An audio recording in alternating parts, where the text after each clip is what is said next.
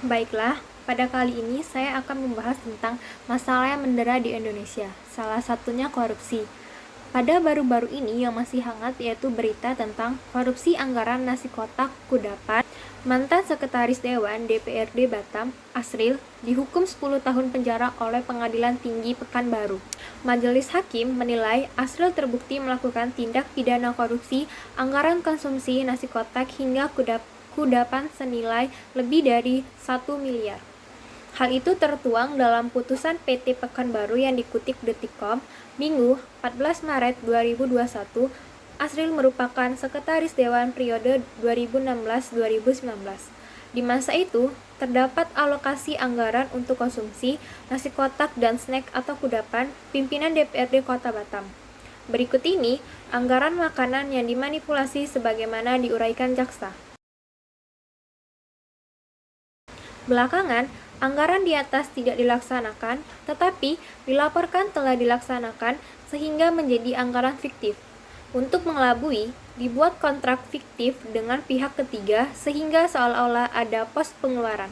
Perbuatan di atas, kata jaksa, dilakukan berulang pada 2017, 2018, dan 2019, bahwa akibat perbuatan terdakwa Asril tersebut telah mengakibatkan kerugian negara pemerintah Kota Batam sejumlah 2.160.402.160.000, dakwa jaksa. Pada 8 Januari 2021, Pengadilan Tinggi Pidana Korupsi pada Pengadilan Negeri Tanjung Pinang memutuskan Asril bersalah melakukan tindak pidana korupsi secara bersama-sama sebagaimana dalam dakwaan primer.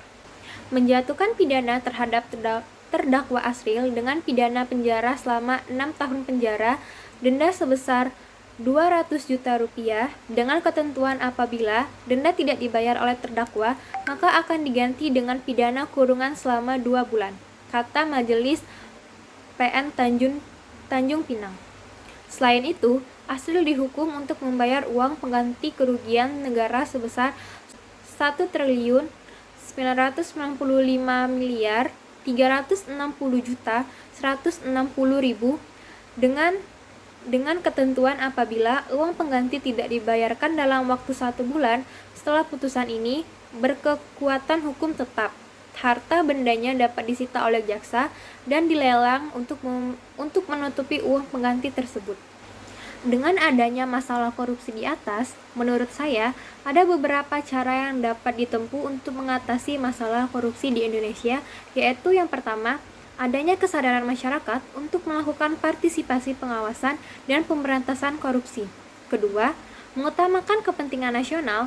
Para koruptor lebih mengutamakan kepentingan keluarganya, bahkan hanya mendapatkan keuntungan sendiri tanpa melihat masyarakat yang meronta-ronta meminta kesejahteraan hidup. 3. Penegak hukum harus berani memberikan sanksi terberat bagi pelaku korupsi. Penegak hukum tidak bertindak memihak hanya untuk kepentingan politik. Yang keempat dan terakhir yaitu larangan menerima suap dari tersangka koruptor, di mana penegak hukum juga diberi sanksi apabila berani untuk menerima suap. Dengan memperlihatkan masalah tersebut, maka pendidikan Pancasila sangat penting untuk diajarkan pada berbagai jenjang pendidikan, khususnya di perguruan tinggi. Urgensi pendidikan Pancasila di perguruan tinggi yaitu agar mahasiswa tidak tercerabut dari akar budayanya sendiri dan agar mahasiswa memiliki pedoman atau kaidah penuntun dalam berpikir dan bertindak dalam kehidupan sehari-hari dengan berlandaskan nilai-nilai Pancasila. Selain itu, urgensi pendidikan Pancasila yaitu dapat memperkokoh jiwa kebangsaan mahasiswa sehingga menjadi dorongan pokok dan bintang petunjuk jalan.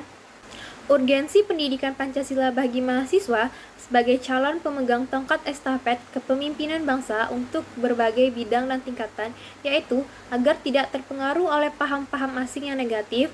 Dengan demikian, urgensi pendidikan Pancasila di perguruan tinggi dengan meminjam istilah Brassons 1998, yaitu sebagai pembentuk civic disposition yang dapat menjadi landasan untuk pengembangan civic knowledge dan civic skill mahasiswa.